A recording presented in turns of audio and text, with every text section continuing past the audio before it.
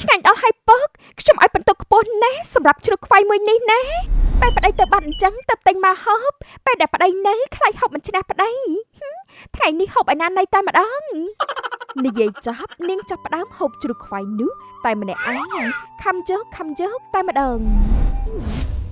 អូនកាត់អីប្រពន្ធខ្ញុំឈឺអីស្លាប់បាត់ស្មារតីហើយមែនទេប្រពន្ធបងកុំតន់ស្លាប់ទៅណាចោលប្តីអីណាអូនបើកភ្នែកវិញមក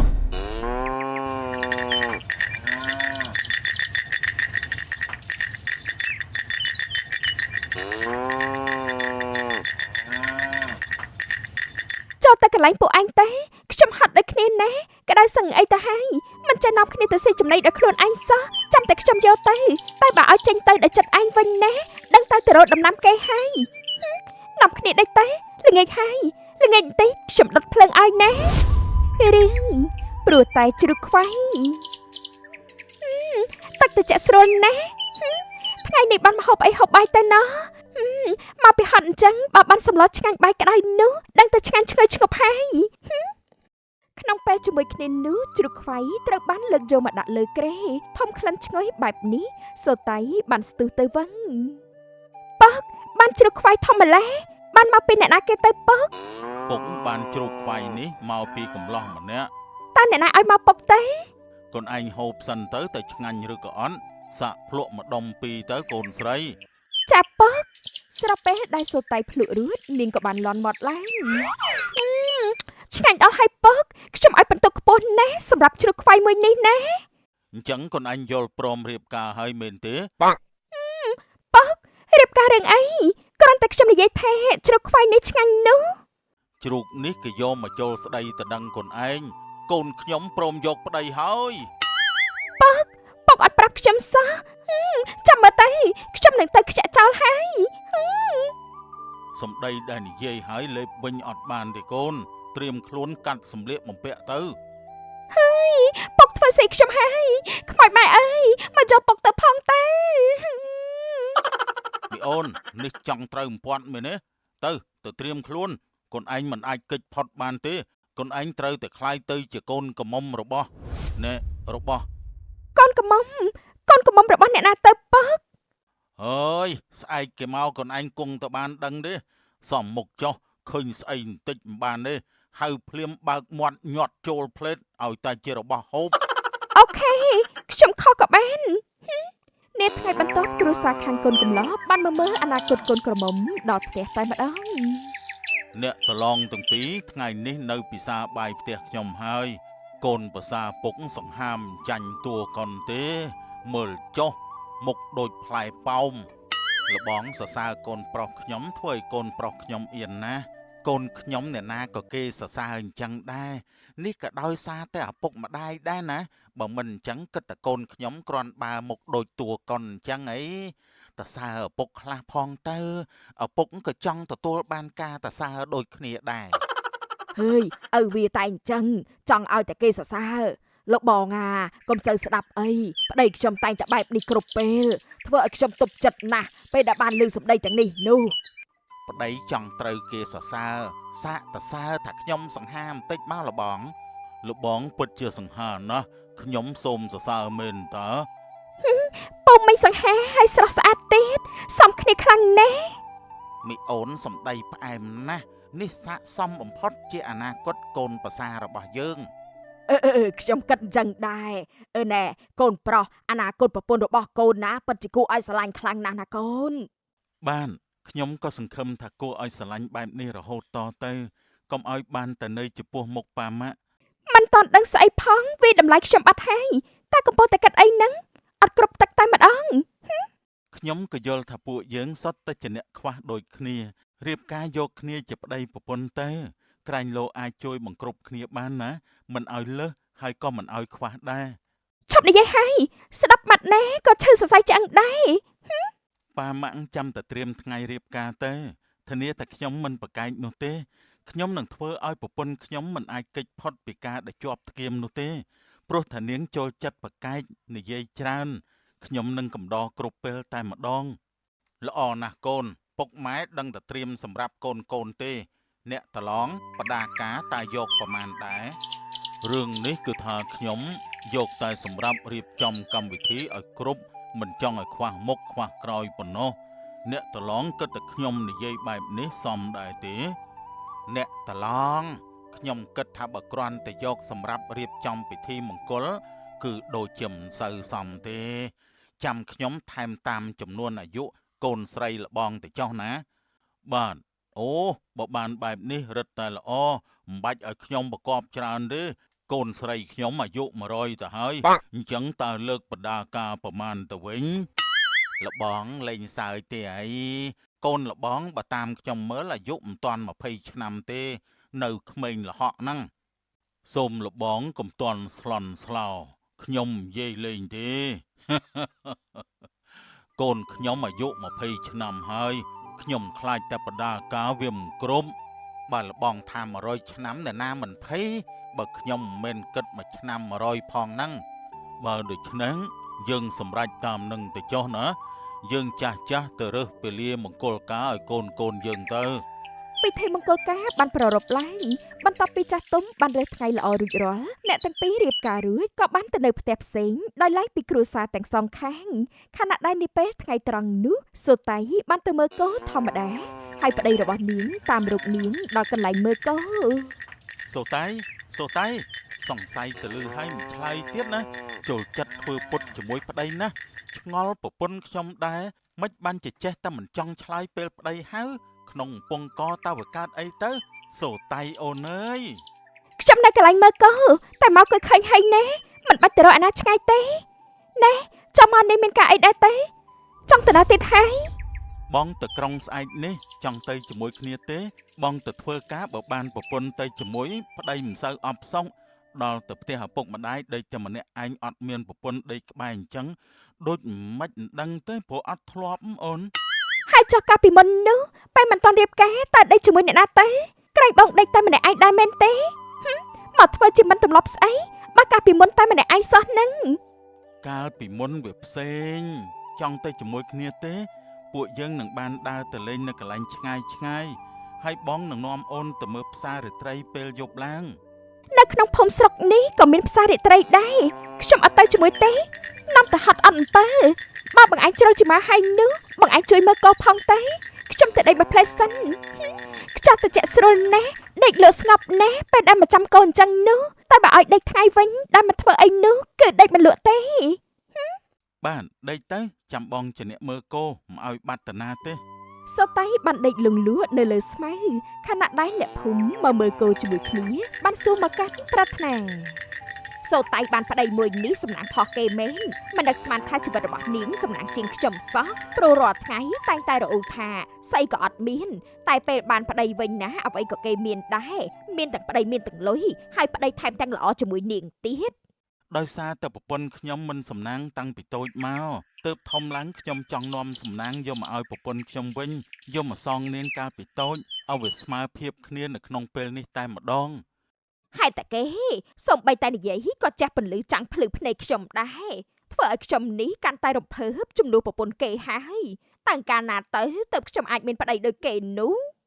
តែគូព្រេងមកដល់គឺពេលនោះហើយតែនិយាយតិចណាខ្លាចប្រពន្ធខ្ញុំភ្ញាក់ឲ្យប្រពន្ធខ្ញុំបានដេកយល់សពល្អនឹងគេខ្លះព្រោះមួយយប់ភ្ញាក់មកមើលដេញវាយទៅខ្ញុំមិនដឹងថាយល់សពឃើញស្អីខ្លះទេបានដល់ថ្នាក់ហ្នឹងយល់សពគុំប្តីយូរហើយបើតាមខ្ញុំកាត់ខ្ញុំទៅខាងនោះហើយណាបងថាចប់ហើយនាងក៏បានដើរចេញទៅផ្លេតប្រហែលជាខឹងស្អប់ប្តីហើយទៅដេកមកមើលដេញវាយប្តី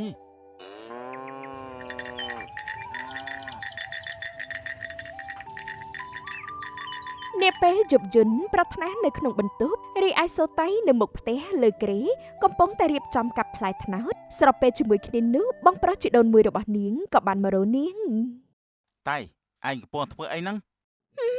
ខ្ញុំកំពុងតែលេងចាក់បាញ់ឆាវឯងនិយាយឌឺបងមែនទេឆ្លើយឲ្យស្រួលបួលមិនបានទេអីតលតែផ្ចាញ់ផ្ចាលទៅឯងបាយឆ្ងាញ់បើបានឃើញហើយតើបងប្រុសសួរធ្វើអីទៀតខ្ញុំកំពុងតែឆ្កៀលយកគ្រាប់ត្នោតថោបសួរមើលផងទេខ្ញុំមិនចង់ចាក់បដ ாய் ទេបងគ្រាន់តែចង់ឲ្យឯងឆ្លើយជាមួយបងឲ្យពិរោះពិសាបន្តិចផងកុំចាក់បដ ாய் ទៅតឹងទឹះពេកបងប្រុសមករកខ្ញុំមានការអីទេទាំងយប់អញ្ចឹងនោះ បងមកសួរសុកទុកឯងតាក្នុងនាមជាបងជាដូនមួយហើយប្តីរបស់ឯងតើគេយ៉ាងម៉េចដែរគេល្អចំពោះឯងទេ ប្តីខ្ញុំមានតែអីល្អមធ្យមមិនអាក្រក់អីទេក្នុងពេលនេះក៏ល្អជាមួយខ្ញុំតែថ្ងៃទៅខាងមុខនោះគាត់ប្រែទៅជាយ៉ាងណាក៏ខ្ញុំមិនប្រកាសដែរខ្ញុំទទួលយកគ្រប់យ៉ាងក្នុងពេលនេះគឺចំពោះអត្តចរិតរបស់យើងទាំងពីរ បងមកចង់ដឹងតែប៉ុណ្្នឹងទេទោះបីជាយើងជាបងប្អូនជាដូនមួយក៏ដោយតែបងនឹងការពារឯងក្នុងនាមយើងធ្លាប់វាយតប់គ្នាកាលពីយើងនៅរៀនឯងឆ្នះបងទទួលដឹងឮតែបើសិនជាមានបញ្ហានៅក្នុងគ្រួសារវិញឯងអាចជាមិនសូវរឹងមាំប្រមាណទេមនុស្សខ្លះដើរតួធ្វើជារឹងជាកាចឆ្នះតែធៀបពិតពួកគេគ្រាន់តែចង់លាក់បាំងអារម្មណ៍សោកសៅអារម្មណ៍ទន់ខ្សោយនៅក្នុងខ្លួនសុកចិត្តឲ្យគេមើលមកថាឆ្នះណាស់ឈ្នះពីខាងក្រៅពិតមែនតែក្នុងចាញ់ចិត្តខ្លួនឯងសឹងតែគ្រប់ពេល ឈប់ជជែកទេខ្ញុំដឹងហើយថាត្រូវធ្វើបែបណានោះណែបងឯងហូបឬអត់ហ្នឹងខ្ញុំឆ្កៀលសាច់បានច្រើនណាស់ណាតែទុកសម្រាប់ប្តីខ្ញុំផងទៅកុំហូបរបស់ម្ចាស់ផ្ទះច្រើនពេកមកផ្ទះគេហូបតិចតិចទៅ ម្ចាស់ផ្ទះដូចជាឯងមានតែមួយទេបងមិនចង់ហូបទេបងទៅវិញហើយ និយាយចប់ហើយបងប្រុសជីដូនមួយរបស់នាងបានចាក់ចេញទៅបងប៉ាថ្នេបងមកហូបថ្នាតបានណាខ្ញុំឆ្កៀលបានសាច់ច្រើនគួរសមដែរហើយ បងមកដល់ហើយអរគុណប្រពន្ធដែលបានរៀបចំទុកដាក់សម្រាប់ប្តី ហូបឲ្យច្រើនទេបញ្ចាត់ពុលស្លាប់ អូននិយាយពីអីហ្នឹងពុលស្លាប់រឿងអីដាក់ថ្នាំក្នុងហ្នឹងមិនមែនអូនហូបម្នាក់ឯងចុះបងទៅរៀបចំអីវ៉ាន់បងហើយហូបចុះអូន ថាចាប់គេប្រញាប់រត់ចូលទៅក្នុងផ្ទះវិញខ្លាចស្លាប់ដល់កនាថ្ងៃបន្ទាប់ប្រាថ្នាបើករថយន្តចាក់ចេញពីផ្ទះដើម្បីទៅធ្វើការនៅទីក្រុងសូតៃសម្លឹងត្រឹមមុខផ្ទះមើលរថយន្តរបស់ប្តីដែលបានចាក់ចេញទៅប្តីទៅហើយអត់នរណាឆ្លោះជាមួយខ្ញុំទេ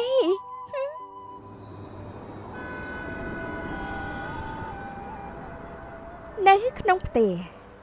ហើយមិននាំប្រពន្ធមកផងទេអីកូនកូនឯងមកតែម្នាក់ឯងចឹងកូន មិនដឹងថាប៉ាម៉ាក់នឹកកូនប្រសាចង់ជួបកូនប្រសាសោះមកតែម្នាក់ឯងប្រពន្ធខ្ញុំរវល់ហើយតែលើកក្រោយខ្ញុំនឹងនាំនាងមកជាមួយគ្នាប៉ាម៉ាក់នឹកតែកូនប្រសាមិននឹកកូនបកើតខ្លះទេអី នឹកដូចតែគ្នាទេប៉ុន្តែកូនប្រសាមិនសូវជាបានមកលេងទេទៅធ្វើឲ្យម៉ាក់នេះនឹក លើកក្រោយខ្ញុំនឹងនាំប្រពន្ធខ្ញុំមកហើយខ្ញុំទៅសម្រាកសិនហើយទៅចោះកូន នាថ្ងៃបន្ទាប់ប្រាថ្នាបានពិភាក្សាការងារជាមួយដៃគូសហការរបស់គេរួចរាល់គេក៏បានទេទៅរកប្រពន្ធ អូននៅនោះយ៉ាងម៉េចដែរបងចិត្តបានទៅផ្ទះវិញហើយ អត់មានកើតអីទេធម្មតាដោយមនុស្សម្នាហ្នឹង អូនឯងខឹងជាមួយបងមិនមែនស្ដាប់សម្ដីដូចមិនចង់និយាយជាមួយបងសោះ ណែនេះមិនក្តៅណាខ្ញុំមិនមានអារម្មណ៍និយាយទេបាត់ហើយណា បិទសិនចុះអូន សូតៃនៅក្នុងតូបលក់ជ្រូកខ្វៃនាងបានទិញជ្រូកខ្វៃមួយតែម្ដងតែស្ងាត់ផ្ទះអញ្ចឹងខ្ញុំហូបតែម្នាក់ឯងតតណានៃហើយអើយមិនភ្លេចថាមានពុកគាត់ទៅយកទៅចែកពុកខ្លះហើយទៅបែនអ្នកលក់ខ្ញុំទៅសិនហើយណាសូតៃកាន់ជ្រូកខ្វៃទៅដល់ផ្ទះឪពុករបស់នាងតែឪពុកនាងកំពុងតែហូបធូរ៉េនពុកមិនត្រេនអត់ចែកខ្ញុំសោះសងំហូបតែម្នាក់ឯងហើយខ្ញុំវិញខំយកជ្រូកខ្វៃមកចែកពុកហូបតែពុកវិញអត់ដឹកនេះដល់កូនសោះ មីអូនជារឿងយល់ច្រឡំទេកូនពុកឃើញតែកូនមានប្តីហើយពុកមិនចង់រំខានកូនទេគ្រាន់តែរឿងធរ៉េនសោះកូនអាចឲ្យប្តីទិញឲ្យហូបបានតើតែពុកវិញគ្មានអ្នកណាទិញឲ្យហូបទេកូនអើយបើពុកមិនទិញហូបខ្លួនឯងនោះកូនឯងគួរតែរៀនកាត់នៃយល់ខ្លះផងទៅណាកូន ខ្ញុំយល់គ្រប់យ៉ាងខ្ញុំទៅផ្ទះវិញហើយយកជ្រូកខ្វៃទៅអង្គុយហូបតែម្នាក់ឯងទេ ទៅចុះកូនពុកអត់មានថាអីទេកាត់នៃយល់ហើយណាកូនស្រី នៅក្នុងផ្ទះខ្ញុំហូបតែម្នាក់ឯងក៏បានជ្រូកខ្វៃមួយទាំងមូលនោះពេលប្តីទៅបាត់អញ្ចឹងទៅទិញមកហូបពេលដែលប្តីនៅខ្លាចហូបមិនឆ្នះប្តីថ្ងៃនេះហូបឲ្យណាននៃតែម្ដងនិយាយចប់នាងចាប់ផ្ដើមហូបជ្រូកខ្វៃនោះតែម្នាក់ឯងខំយកតែម្ដងនាពេលជប់យន្តជ្រៅណាស់ទៅហើយសំឡេងរថយន្តបានបន្លឺឡើងប្រាថ្នាបានមកដល់ផ្ទះវិញទាំងយប់ជ្រៅហើយចូលមកដល់ក្នុងផ្ទះឃើញប្រពន្ធដេកនៅលើឥដ្ឋទៅហើយ អូនកាត់អីប្រពន្ធខ្ញុំឈឺអីស្លាប់បាត់ស្មារតីហើយមែនទេ ប្រពន្ធបងកុំតន់ស្លាប់ទៅណាចោលប្តីអីណាអូនបើកភ្នែកវិញមក អើយបងឯងមកផ្ទះលឿនម្ល៉េះ អូនអត់មានកើតអីណាហើយបងភ័យព្រលឹងដល់ថ្នាក់រត់ចេញពីខ្លួនអស់ទៅហើយអូនឯងធ្វើអីអញ្ចឹងអូនឯងចង់បន្លាចបងមែន ខ្ញុំមិនបានធ្វើអីទេខ្ញុំហត់នឹងហូបច្រើនពេកនឹងណាហត់ពេកខ្ញុំដេកអញ្ចឹងតែម្ដងទេណែបងឯងមកលឿនម្ល៉េះ ព្រោះតែបងគិតថាប្រពន្ធបងអន់ចិនបានជាបងឆាប់ត្រឡប់មកវិញឥឡូវមកឃើញអញ្ចឹងទៀតបងដូចជាហួសចិត្តតែម្ដងហើយទៅដេកនៅលើគ្រែវិញទៅអូនបងជួយគ្រាបើថាហត់ដើមរួច ប្តីរបស់នាងបានជួយគ្រានាងទៅដាក់លើគ្រែខណៈដែលនាងក៏បានបន្លឺឡើងហើយអរគុណណាស់ដែលបងមកវិញពេលនេះបើមិនអញ្ចឹងទេខ្ញុំដេកនៅលើឥដ្ឋមួយយប់ទល់ភ្លឺហើយ បងខ្លាចប្រពន្ធអន់ចិនបងមិនចង់ទុកប្រពន្ធបងចោលទេជាពិសេសគឺពេលមានប្តីហើយទុកចោលទៅវាដូចជាមិនសមប្តីចេញបាត់ពីផ្ទះអ្នកមិនដឹងគេថាយើងឆ្លោះគ្នាប្តីខឹងប្តីរត់ចោលណា មិនដោះថ្នាក់នឹងទេបើគេនិយាយមិនល្អខ្ញុំនឹងមិនទុកមាត់នោះទេគឺថាសំលៀងចេញតែម្ដង បាទបងដឹងហើយថាប្រពន្ធបងមិនសូវចង់ស្ដាប់ពាក្យមិនល្អអស់ទាំងនឹងទេមកពីអញ្ចឹងហើយបានជាបងមកផ្ទះវិញដើម្បីឲ្យប្រពន្ធបងបានឃើញមុខហ្នឹងណា ល្អដល់ហើយ បងតែប៉ុណ្ណឹង អ្នកនៅក្នុងភូមិតែងតែលើកសរសើរពីប្តីរបស់សូតៃអ្នកខ្លះគួចចិត្តច្រណែនអ្នកខ្លះទៀតក៏សាទរព្រោះតែជីវិតថ្មីពេលរៀបការរួចរបស់សូតៃកាន់តែរីកចម្រើនទៅ